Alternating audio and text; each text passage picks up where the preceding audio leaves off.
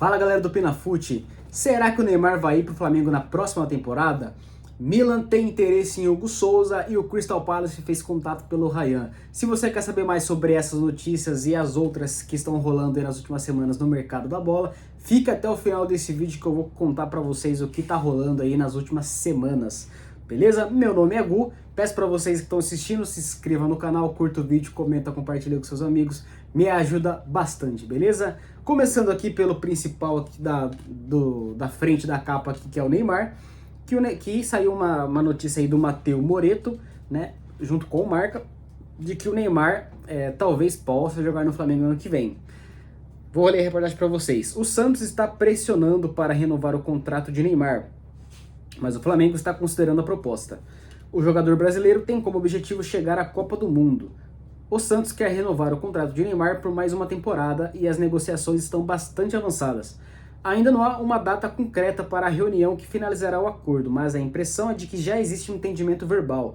No entanto, vale ressaltar que outros clubes estão tentando se interpor entre o Santos e Neymar, como o Flamengo. Vários jogadores do Flamengo estão pressionando para que Neymar assine com o clube, na esperança de ajudá-lo a render ao máximo e chegar à Copa do Mundo em ótima forma. Claramente, a Copa do Mundo nos Estados Unidos é um objetivo importante para Neymar, então esse próximo passo será crucial para a carreira do brasileiro. O Santos está confiante, mas o Flamengo ainda está avaliando suas opções. Então o que está acontecendo? Jogadores, talvez como ali o Danilo, o Alexandre, que são jogadores que já jogaram junto com o Neymar. Eu não sei se eles jogaram junto com o Neymar no Santos, mas jogou na seleção brasileira, obviamente, né? E talvez algum outro ali do meio também que tenha atuado junto com o Neymar ou que tenha contato próximo, né? Estão tentando convencer o Neymar de jogar no Flamengo. Por quê? É óbvio que você jogar num clube que tem jogadores do nível do Santos e jogar num clube com jogadores do nível do Flamengo, é obviamente que no Flamengo você vai conseguir desempenhar muito melhor o seu futebol, você vai conseguir mostrar muito mais e você vai conseguir ter mais resultados, mais participações e conseguir evoluir mais, né? Ter mais visibilidade também. Porém, eu acho que devido por carinho ao Santos e gratidão, eu acho difícil isso acontecer, do Neymar sair na próxima temporada. Aqui falou que o Santos queria renovar por mais um ano, mas eu cheguei a ouvir que o Neymar, agora não lembro se o Neymar queria renovar por um ano e o Santos renovar 6 mais 6 meses, ou se era o contrário, se o Santos de fato queria renovar um ano, o Neymar queria renovar 6, depois mais 6. Enfim, vamos ver como que vai ser, mas eu acho que é difícil disso acontecer, mas tá aí a notícia de que o Flamengo tá interessado em trazer o Neymar para a próxima temporada. Até pensando também no reserva do Arrascaeta, o reserva entre aspas, né? Mas tipo assim, um cara para revezar com o Arrascaeta, ou os dois jogarem juntos ali também, enfim. Próxima notícia, Roma tem interesse em Yuri Alberto. O craque Neto soltou também nesses últimos dias também essa notícia, mas eu tô lendo aqui a reportagem da CNN que saiu no início desse mês, tá? Roma demonstra interesse em tirar Yuri Alberto do Corinthians. O nome do atacante do timão voltou ao radar do time italiano. Um possível negócio está na casa de 25 milhões de euros, 154 milhões de reais na cotação atual. E a equipe italiana já abriu conversas com o staff do jogador, que espera uma nova proposta em janeiro. A informação foi divulgada pelo Corriere dello Sport e confirmada pela CNN. Vale lembrar que o Roberto teve seu contrato renovado com o Timão. O novo vínculo com o clube vai até julho de 2030, com multa de 500 milhões de reais para clubes do futebol brasileiro e 100 milhões de euros, aproximadamente 620 milhões de reais para o futebol do exterior. Maior artilheiro do Corinthians no século, Yuri Alberto já foi alvo da Roma na última janela. Na ocasião, o Timão recusou uma proposta de 28 milhões de euros, 174 milhões de reais, e optou por manter o atacante no elenco. O Corinthians tem 50% dos direitos do camisa 9. No Corinthians, desde 2022, Yuri Alberto tem 202 jogos com a camisa do clube, ao todo são 75 gols e 18 assistências, com 18 gols apenas no ano de 2025. Eu, se fosse o Corinthians, se viesse de fato a proposta aí, se chegasse ao Yuri Alberto, né, se chegasse a proposta oficial, eu aceitaria, tá? Embora o Corinthians ainda não tenha 100% dos direitos do Yuri Alberto, né? Corinthians, né, e seus péssimos negócios, seria um bom dinheiro aí para entrar no clube. Eu acho que um dinheiro ok pelo Yuri Alberto. Eu acho que até poderia valer mais, daí uns 30, 35, mas a gente sabe como que é difícil, né? Quando os clubes lá de fora vêm buscar jogadores aqui no Brasil, né? Se o Yuri Alberto tivesse desempenho, e o mesmo é sobre o Hugo, que eu vou falar mais pra frente. Se ele estivesse jogando exatamente o mesmo que estão jogando no Corinthians hoje, mas em qualquer outro time lá de fora, da Inglaterra ou da Espanha, o Yuri Alberto aqui ele valeria, em vez de 25, valeria uns 50 milhões aí, tranquilo, tá? 55. Tem muito jogador aí meia boca aí que joga até posição tipo de lateral. Meia boca eu digo assim, é bom, mas assim, é um jogador bom, ok, e nada de brilhante. E tipo, em posições talvez como lateral, volante ali, que tá valendo 80 milhões de euros, estão pagando por aí. Não é nem que tá valendo, estão pagando, né? Mas enfim, eu acho que o Yuri Alberto ele tem um carinho da torcida. Ele teve muitos altos e baixos, os baixos deles foram muito baixos também, inclusive. E teve momentos que a torcida criticou muito, teve momentos que a torcida já acolheu um pouco mais ele e tentou, né, ajudar ele com essa autoestima, né, tal, esses problemas que ele teve no decorrer da passagem pelo Corinthians, mas eu acho que para evitar ainda mais desgaste entre Corinthians e o jogador, eu acho que talvez seja o momento de quebrar o vínculo aí, deixar o Yuri também ser feliz na Europa, buscar talvez né, outros ares aí, quem sabe ele consegue uma carreira boa lá fora, lá na Europa, né? E eu acho que o Corinthians tem capacidade aí de buscar um jogador com características parecidas do Yuri Alberto e que consiga trazer aí resultados parecidos com o que o Yuri Alberto já deu pro Corinthians aí resultados, beleza? Próxima notícia aqui, Hugo Souza no Milan, tá? É uma notícia que eu trouxe aqui da Rádio Tupi, que eu vou ler para vocês a reportagem que o Milan quer o Hugo Souza, mas possível título pode travar negócio milionário. Talvez porque valoriza um pouco mais o passe do Hugo, né? Hugo Souza na mira do Milan por 90 milhões de reais, cerca de 14 milhões de euros. Eu acho que é um valor até que ok, foi o que eu falei lá em relação ao Yuri Alberto, né? Se fosse lá fora, tal, o valor seria diferente, mas enfim. A possível transferência de Hugo para o Milan movimenta o noticiário do futebol internacional e impacta diretamente o planejamento do Corinthians. O clube italiano observa o goleiro brasileiro em meio à incerteza sobre o futuro de Mike Maignan, atual titular e um dos nomes mais valorizados na posição da Europa. Como eu falei até no último Futimovies, que o Chelsea tinha interesse no Maignan, né? Por conta do goleiro Sanches, que não traz nenhuma segurança lá. E aí o Milan até pensou também no Alisson, né, devido também à alta do reserva do Alisson, que agora me fugiu o nome, mas que quando foi exigido ele jogou bem, né, e agora também tá mirando no Hugo Souza, né. Eu já acho que diferente do Yuri Alberto, seria é péssimo pro Corinthians isso daí. Em questão de valores, é aquilo, cara, é valor entrando pro clube. Né, o Corinthians tá com transfer ban aí, né, pro ano que vem aí, se pensar em contratar, tem que se livrar desse transfer ban, então fazer vendas é importante, mas eu acho que o Hugo Souza é um caso à parte, porque diferente do Yuri Alberto, para você conseguir contratar um goleiro num valor menor do que esse do Hugo Souza, né, para você poder ter um ganho ali, né, de fato, eu acho que é bem mais difícil, tá, que traga essa segurança que o Hugo trouxe. Acho que o Hugo foi uma surpresa muito boa para o corintiano aí depois da saída do Cássio. Ele tomou conta do gol do Corinthians aí, vem atuando muito bem, até chegando em seleção brasileira. Eu acho que é um ótimo goleiro aí. Eu acho que eu teria muito receio de vender o Hugo, tá? De perder o Hugo Souza, mas é aquilo. A gente sabe que se for interesse do jogador também e tudo mais, não tem muito o que fazer, mas vamos ver o que vai rolar. É só um interesse até então, né? Acho que pelo que falou aqui, não teve nenhuma proposta oficial pelo Hugo, mas tem aí o interesse. Próxima notícia, Crystal Palace contata Ryan. Também já falei do Ryan no último Futimovies aqui em relação ao Real Madrid, né? A notícia agora da ESPN é que o Crystal Palace inicia contatos pelo Ryan e avalia a compra para junho de 2026. Lembrando que lá na Europa a temporada começa no meio do ano, então o Crystal Palace está pensando no Ryan pro início da próxima temporada, né? Além do Crystal Palace também tem o Porto também lá de Portugal que vem tendo interesse no Ryan, e o jovem atacante do Vasco tem hoje como intermediário o agente israelense Pini Zahiv, que tem bastante influência nos bastidores na Premier League.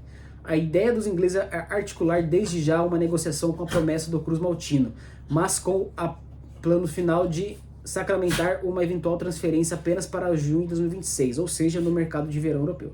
Dos principais destaques do Vasco na temporada, Ryan, de 19 anos, renovou o contrato na semana passada. Assinou um novo vínculo até dezembro de 2028 e passou a ter uma multa rescisória de 80 milhões de euros, 517 milhões de reais na cotação atual. Teodoro, para com isso. Meu cachorro tá fazendo barulho aqui. Próxima notícia, então, o Ryan tá bem disputado aí. Eu acho que também não deve ficar pro ano que vem, não. Eu acho que primeiro semestre aí talvez ele ainda continue no futebol brasileiro, mas acho que para a próxima temporada lá, por início da temporada europeia, acho que é bem difícil dele ficar. Notícia aqui que saiu que o Remo anunciou o Juan Carlos Osório, né? Que já treinou a seleção mexicana, já treinou times aqui no Brasil também, como o Atlético Paranaense, se eu não me engano, e o São Paulo também, né?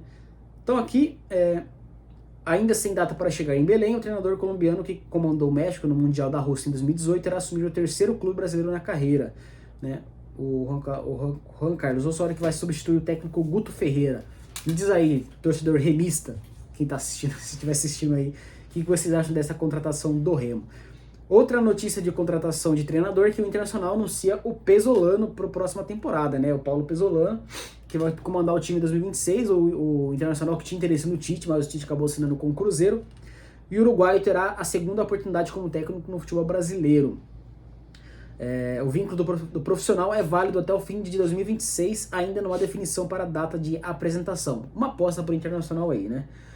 Próxima notícia também aqui de treinador é que o David Ancelotti saiu do Botafogo, né? Isso para mim até me pegou um pouco de surpresa.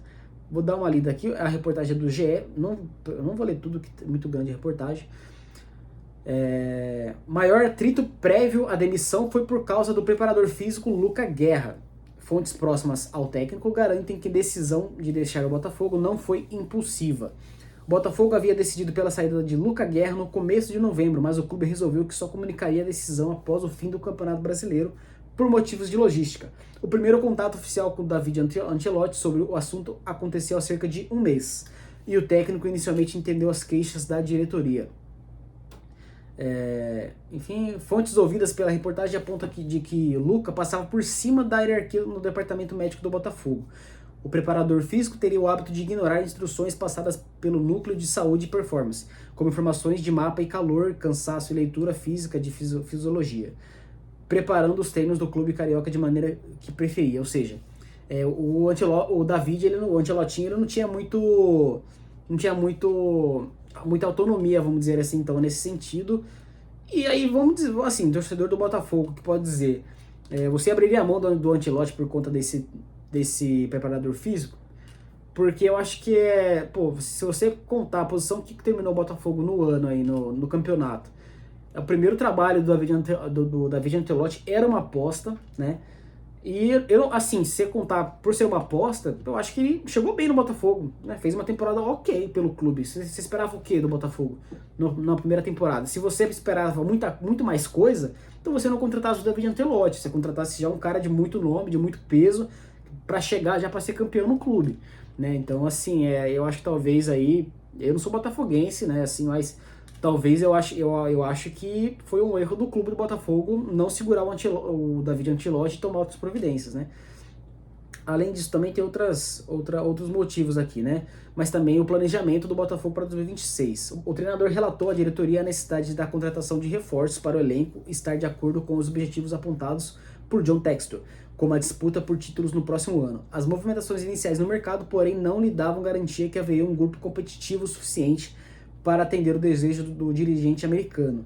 O perfil buscado pelo clube no mercado, aos olhos de David, era de atletas para compor o grupo, ou seja, jogadores para compor o elenco só, é nada demais.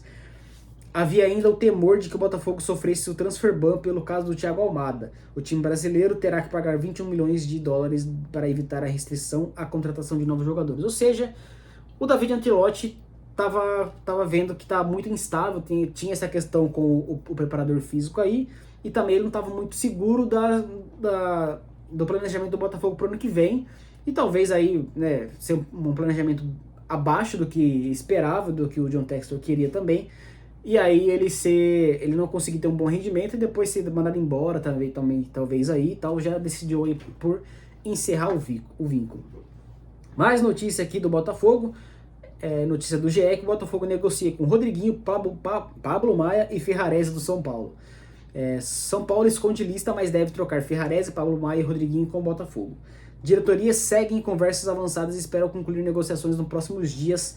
Vitinho e Savarino agradam aos paulistas. Próxima notícia do São Paulo agora, que o São Paulo acerta a negociação tripla com o River Plate e encaminha novidades para 2026. Tá? Agora foi pela SPN a reportagem. Tá? O São Paulo fechou o negócio com o River Plate pela ida em definitivo do meio-campista Juliano Galopo, em troca do lateral esquerdo Enzo Dias e do atacante Gonzalo Tapia. A informação foi operada pela ESPN nesta quinta-feira. Em setembro, a reportagem havia trazido informação que a permanência de Enzo Dias no Morumbi estava encaminhada, uma vez que o atleta havia atingido metas estipuladas em contrato, o que obrigava o São Paulo a comprá-lo do River Plate. Na época, o Galopo vivia a mesma situação no River Plate, mas ainda restavam 4 partidas a disputar para gerar obrigatoriedade de compra para o time argentino. Próxima notícia, Aníbal no River Plate, notícia também do GE. Palmeiras recebe contato do River Plate por Aníbal Moreno e futuro do volante é incerto. Verdão analisa a possibilidade de negociar o jogador, mas quer recuperar investimento feito em sua contratação há 2 anos. Né, o Aníbal Moreno aí, que segundo alguns palmeirenses terminou o ano meio embaixo, aí, né, e talvez não esteja nos planos do Palmeiras pro ano que vem. E pro vídeo não ficar muito longo, a última, muito mais longo do que já está, a última notícia também do Corinthians. Pô, quem foi que colocou tanta notícia do Corinthians aqui? Notícia do GE, o Corinthians enfrenta um cenário de incertezas no mercado da bola. Ao mesmo tempo em que o técnico Dorival Júnior pede insistentemente a chegada de reforços, tomara que o Dorival não seja para o ano que vem, o clube precisa cortar gastos e está proibido de contratar novos jogadores devido ao transfer ban que eu comentei um pouco mais cedo. Além de precisar aliviar a folha salarial, o Timão conta com o dinheiro da venda de jogadores para honrar seus compromissos. Está prevista uma arrecadação de 151 milhões de reais com transferências no próximo ano. Assim, é quase certo que atletas serão negociados nessa janela. Podem chegar, podem sair e voltam de empréstimo, que eu vou falar aqui. Podem chegar no Corinthians. O Timão está proibido de contratar jogadores pela FIFA e pela CBF e tenta derrubar os transfer bans. Enquanto o problema não é resolvido, o cenário é de incerteza quanto a reforços. Ou seja, nada de reforço para o Corinthians por enquanto. Podem sair. Romero tem contrato até o fim do ano e apesar da identificação com o clube, deve ser liberado. Cara, muito obrigado, Romero, por todos os serviços prestados.